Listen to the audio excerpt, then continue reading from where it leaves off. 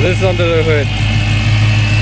Hey guys, I'm Nate. Welcome back to the channel. So probably some bad news on the Hellcat.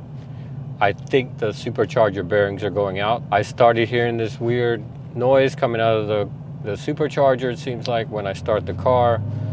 I don't know if it's just because it's gotten a little cooler out recently here down in South Florida, or if this is actually the bearings, but from what I've seen online, this is most likely going to be the bearings. And so if any of you guys aren't aware with what this issue is, so on the earlier Hellcat, so this is the first year, 2015. So I think on 2015 and maybe some of the early 2016 Hellcats, the supercharger bearings were prone to premature failure. And so usually I guess people just get the supercharger swapped under warranty, but my warranty's gone and the car doesn't have that many miles on it, which is probably why it's presenting itself now, but I'm out of warranty, right? So drive your car less, this is kind of the problems you run into, some of these early issues that maybe would have been sorted out by warranty otherwise. What are the symptoms of supercharger bearing failure? Is basically, it's like a whining noise that's coming from the bearings. So when bearings go bad, you get this like little high-pitched whining noise that comes out of them. It's not the same whining noise that you get out of your supercharger. That noise good, bearing noise bad. A week ago, really, it's been pretty recent. I started turning the car on in the morning and I would notice that this noise is popping up, this little very slight whining noise that's coming just when the car's turned on. It's more noticeable obviously when the car finishes its cold start routine and closes up those exhaust baffles, so the exhaust noise gets a little bit cooler, but I can hear it. So what are my options? Well, there's a few options, which is good. I mean, now it's 6 years after the initial Hellcat, so it's not as bad as it was when these superchargers first started having bearing problems and there really was nothing on it. I guess you just took it to the dealer, they swapped you a new supercharger, but the new supercharger had the same bearing problem, so eventually that would fail as well. So it's a little bit better now. People have had a little bit of seat time with this issue, and so there's a few different fixes that we can do. So fix one, obviously, is just, replace the supercharger. Get a new supercharger or use supercharger, put it on. Downside on that fix is I'm gonna have to make sure that the new supercharger isn't also gonna be one of the earlier units that would be affected by this bearing issue, and that I'm not gonna run into the same problem again at some point down the road. I think it depends. I think if you buy a new supercharger, brand new from the factory, for this one, the 2.4 liter unit, is somewhere around maybe 7,000. That's what I read. I need to do a little bit more research on that. 7 grand for a new supercharger replacement. The exact same unit though. The other options are I could buy a used supercharger off of someone that may be upgraded to a Whipple unit or something else on the Hellcat. And I've seen those supercharger units go for maybe 3 grand, right? A used one. But again, downside there is, how do I know that that used one isn't going to have the same problem? So there's a couple of companies I think that do refurbishing on the bearings. So the one that I found that seems like a lot of people are recommending is John Bond Performance, and I'll put the link to whatever I'm mentioning in the description so you guys know where to go. So John Bond has a few different options. So number one is they'll just do a refurbishment of the bearings just like OEM, and it's I think $2,000 plus you have to ship your unit out to them. That one will give you the same amount of RPM resistance, I guess, that the OEMs have. Hopefully they're using better bearings so they last better than the OEM units, like the redesigned units. The stage 2 is they'll put in ceramic bearings, a little bit better. You can spin the supercharger up a little bit higher with those bearings, and that one's I think 2,600. And then the final stage 3 one is just even better stuff, even better bearings, and some more stuff I think they do in the supercharger, and that is I think 3,600 for that. About the same price as a used supercharger, and I feel like you're getting better value because you're getting a supercharger that's going to be built to withstand more extreme conditions than the OEM one was, like in terms of being able to spin it up to higher RPMs, which will be useful if I ever go with a pulley swap down the road. And so if I do that and I don't do any tune, don't do any pulley swap, then I don't have to worry about getting a tune. So, we're pretty good there, and I can do that down the road.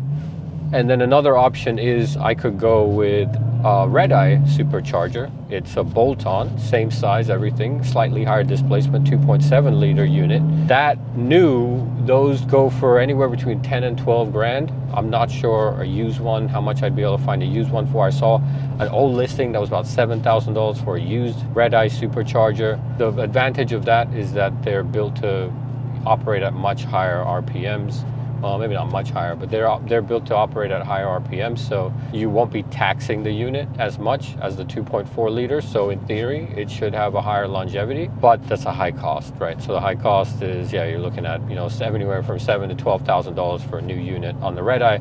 Plus, you're gonna have to get the car tuned in order to take advantage because of different parts, not the factory part. So gonna have to factor in the cost of a new ECU and a tune for that as well. On that note, if you're swapping out the Supercharger, then you could just go with an aftermarket unit. So get a Whipple or something like that. Same thing on that, right? So you get a Whipple. I think the Whipples, the one I saw was about $7,000 new. You're also gonna need to get a whole new tuning. Again, the ECU and the tuning you're gonna have to do for the Whipple. The advantage I feel of maybe the Whipple over the Redeye is it may be easier to find a standard can tune since these cars have been out for so long and the Whipples have been out for so long versus going with the Redeye unit. I'm not sure. Maybe that's more of a niche play. I don't know. What do you guys think? You could try to DIY the bearing replacement. I personally wouldn't recommend it. It seems like it's pretty involved and you need some pretty specialized tools to take the old bearings out and put the new ones in. So I think that's going to be something that will be better left to a professional shop to take care of. It'll be interesting to see if the sound goes away. Maybe if the weather warms up, does the sound go away? I'm not sure. One thing I have noticed is so on cold start, I noticed this faint noise and then it seems to kind of quiet down after the car's running for a bit. And I don't know if that's just me getting normalized, like if you boil a frog, right? They don't really realize what's going on. Is that just the same thing that's happening to me? Like right now, I don't really notice it that much. Or is it actually just, okay, when it's cold, you're gonna get this noise and then it quietens down after a while. All right, so just cold started the car. This is what it sounds like inside. It's very faint. So this is under the hood.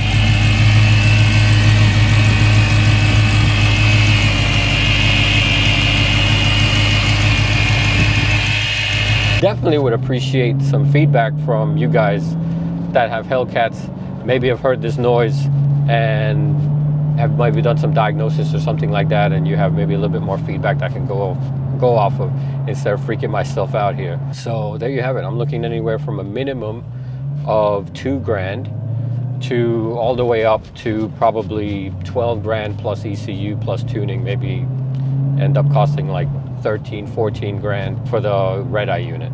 So this could end up being a pretty expensive repair. I'm gonna keep an eye on it and see if this sound gets worse. I've heard of people that have they've had this bearing issue and they've just driven the Hellcat for several more thousand miles and it hasn't really become a problem. To tell you the truth, I don't really mind the sound. It's not like it's annoying or anything like that. It's just, I obviously don't want it to become a problem that affects any other piece in the engine or potentially causes a problem with the Supercharger where it's not repairable. So that's just something I gotta think about in terms of figuring out when I'm gonna do this replacement. I'm gonna have to take the Supercharger off and ship it out to John Bond if I go with that route. And that's the route I'm leaning towards because like I said, it seems like the best bang for the buck. Get a beefier, upgraded stock unit, not have to worry about tuning right now, something I could do later. I still, if you guys saw my last video, I'm very interested in these direct connection parts. So I'd like to go with something like that instead of aftermarket. So if I can retain the OEM unit, OEM kind of everything right now and just have a beefier unit that can handle more stuff in the future, that'll be nice. All right, guys, well, hope you enjoyed this one. Check out these next videos and I'll see you there. Thanks, bye.